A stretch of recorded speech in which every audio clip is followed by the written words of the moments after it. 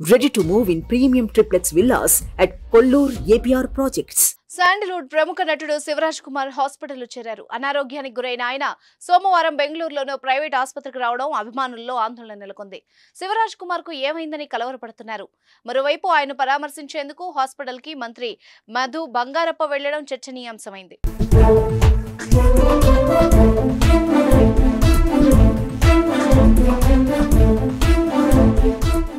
అయితే వైద్యులు మాత్రం శివరాజ్ కుమార్ ఆరోగ్యం గురించి కంగారు పడాల్సిన అవసరం లేదని, ఆయన బాగానే ఉన్నారని చెప్పినట్టు తెలుస్తోంది. శివన్న ఒక వేలికి చిన్న శస్త్రచికిత్స జరిగినట్టు సమాచారం.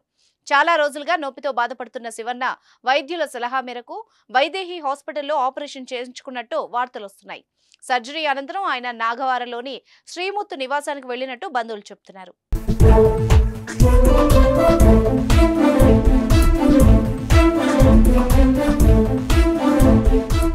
శివరాజ్ కుమార్ భార్య గీత ఈసారి షిమోగా లోక్సభ నియోజకవర్గం నుంచి పోటీ చేస్తున్నారు. అందుకే తన భార్య తరపున ప్రచారం చేసేందుకు పలు పట్టణాల్లో విస్తృతంగా పర్యటిస్తున్నారు.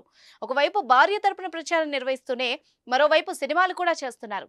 ఈ క్రమంలోనే ఆయన కాస్త అలసటకు గురైనట్టు కూడా తెలుస్తోంది. ఈ కారణంగానే ఆయన జనరల్ చెకప్ నిమిత్తం హాస్పిటల్లో చేరి వేలి నొప్పి బాధించడంతో శస్త్రచికిత్స కూడా చేసుకున్నారు.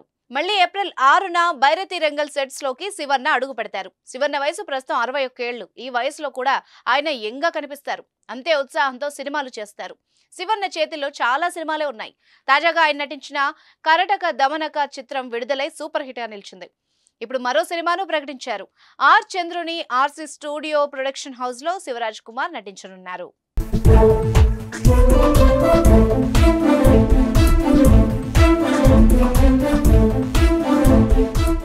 సుమన్ టీవీలో మీ పర్సనల్ అండ్ బిజినెస్ ప్రమోషన్స్ కోసం కింది నెంబర్కి కాంటాక్ట్ చేయండి.